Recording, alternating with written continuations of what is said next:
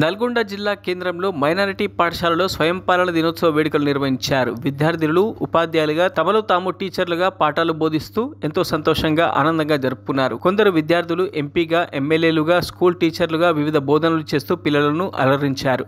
ఉపాధ్యాయ వృత్తికి వన్నె తెచ్చిన మహనీయుడు డాక్టర్ సర్వేపల్లి రాధాకృష్ణన్ గారిని స్మరిస్తూ పిల్లలు, గురువులను సన్మానించడం జరిగింది.